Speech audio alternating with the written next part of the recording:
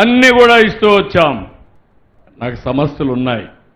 అయితే ఇంకొక మాట కూడా చెప్పాను, ఇవన్నీ జరగాలంటే ఆదాయం పెరగాలి, సంపద సృష్టించాలి, దానికి కూడా దోహదం చేస్తానని చెప్పాను.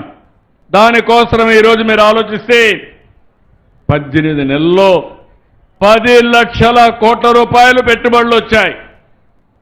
ఒకప్పుడు పెట్టుబడి పెట్టాలంటే పారిపోయారు. వాళ్ళందరినీ కూడా వెంటాడి వేధించి పారిపోయేట్టుగా చేశారు, భయపెట్టేశారు. మనకు తెనాలి రామకృష్ణుడు పిల్లి కథ జ్ఞాపకం ఉంటుంది మీకు. ఆ పరిస్థితి తెచ్చారు. ఈరోజు మళ్ళీ నేను వచ్చిన తర్వాత ఒక నమ్మకం కలిగించాం, ఒక భరోసా ఇచ్చాం. ఈ ప్రభుత్వం మీకు అండగా ఉంటుందన్నాం. దేనికోసం అంటే నా కోసరం కాదు, నా బిడ్డల కోసం, ఈ రాష్ట్రంలో ఉండే ప్రజలకు ఉద్యోగాలు రావాలి, పిల్లలకు ఉద్యోగాలు రావాలి. అది రావాలంటే పెట్టుబడులు రావాలని చెప్పాం. రేపు ఎల్లుండి మళ్ళీ 3 రోజులు విశాఖపట్నంలో పార్ట్నర్షిప్ సబ్మిట్ ఉంది.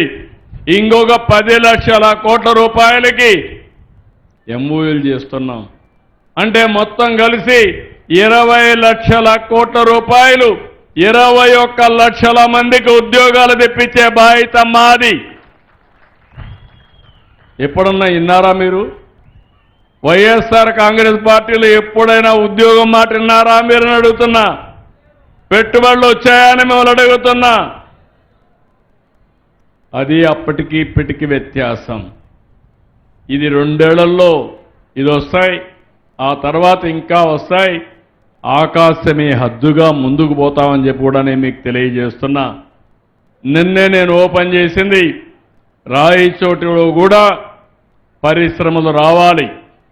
ఒక సోలారే కాదు, అనేక పరిశ్రమలు రావాలి. ఇక్కడ చదువుకున్న పిల్లలు ఇక్కడే ఉద్యోగం చేసే పరిస్థితి రావాలి.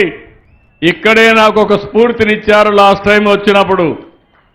ఎన్నికలైన తర్వాత నేను వస్తే ఆ ఊర్లో కొంతమంది వచ్చి మేమంతా వర్క్ ఫ్రమ్ హోమ్ పనిచేస్తున్నాం అని వాళ్ళందరూ చెప్తే, ఈరోజు వర్క్ ఫ్రమ్ హోమ్కి ఒక పాలసీ తీసుకొచ్చా.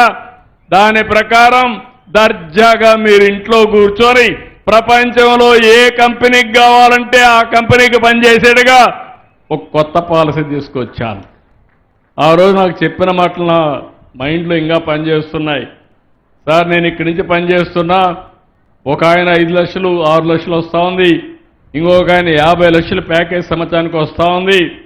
కానీ ఒక 6 గంటలు ఈ పని చేసి మళ్ళా నేను హార్టికల్చర్ పంట పెట్టి అది కూడా చూసుకుంటున్నాను, మా తల్లిదండ్రులను ఇక్కడి నుంచే చూసుకుంటానని చెప్పిన రోజులు నాకు జ్ఞాపకం ఉన్నాయి ఆ రోజు.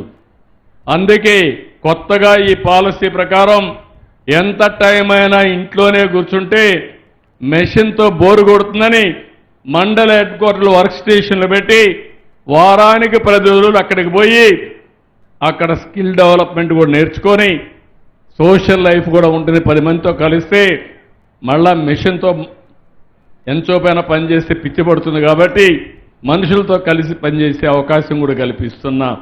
అంటే ఏ ఊరికి ఆ ఊరిలోనే ఉద్యోగాలు కల్పించాలని, ఏ మండలానికి ఆ మండలంలోనే ఉద్యోగాలు కల్పించాలని అలాంటి వాతావరణాన్ని తీసుకొస్తున్నాం.